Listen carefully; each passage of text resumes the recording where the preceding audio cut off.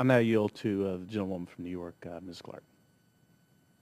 Thank you very much, Chairman Schuler and Ranking Member Lutkemeyer. Was that good? All right, we're getting there. We're getting there. I want to also thank today's witnesses for their valuable contribution to the American entrepreneur and small business. Today's hearing gives us an opportunity to enhance the SBA programs that are vital in helping small business during our economic downturn. One program that I'm a strong advocate for is the Women's Business Center. As you're aware, this program was designed to address problems that women face being competitive entrepreneurs through counseling, training, and mentoring. By increasing access to resources for these entrepreneurs, it also increases the viability of that business. This is especially true for women-owned business in socially, economically disadvantaged communities. And it should be a collective goal to find ways to strengthen the women business centers. One area of improvement is in the area of grant disbursements to women business centers.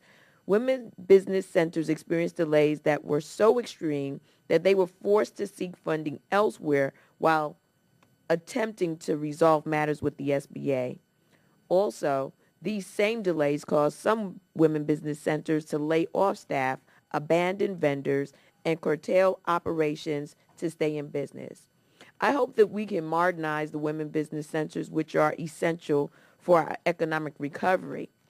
So I'd like to ask Dr. Rackley, as you stated in your written testimony, small business owners are beginning to feel the impact of the economic downturn, in particular, women-owned businesses. What is great about the women business centers are that they provide free training workshops to entrepreneurs who need it most. But I know that it can be costly for women business centers. Can you tell me if you are aware of any women business centers that experience problems receiving grant disbursements, which may be helpful in funding these great workshops? I know that there was a problem. There was a backlog in getting reimbursements, but the Office of Women Business Ownership is implementing a new program with, so there is not that delay in getting their reimbursements. But it is a problem. I mean, we are trying to provide the training, and we try to provide it at free or low cost because there's just not a lot of money out there. That's what I think is great about our Women's Business Center program. And I have to say that we at our Women's Business Center at REI, we partner with a lot of other organizations because we partner with the SBDCs, SCORE chapters where they're available. They're not always available in my rural area, and with the Native American community so that we can all use our resources. We have limited resources, but if we can pool our resources and work together, we can provide training. I want to just give an example of a training program we had last week with the Citizen Potawatomi Nation. We were doing a minority business summit because with all the stimulus package and all the contracting, there is a great need to find out how to do business with the contractors, with the government, with the tribes. And so we had 65 at our program last week in Shawnee. So we're great partners with other organizations, and we're always looking because we can't do it on our own, but we can work together. We don't always have SBDCs. And we're two business centers, and we cover the entire state. So we must make the most of our resources. Very well. Let me ask you about the communication between the SBA offices and the women business centers and the processing of payment requests.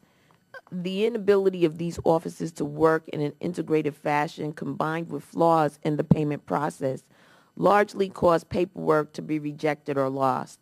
Do you believe that a simple checklist can ensure that payment requests are adequately reviewed?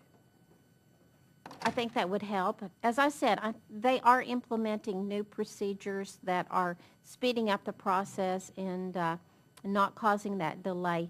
But there's always other methods that could be tried, could be improved on.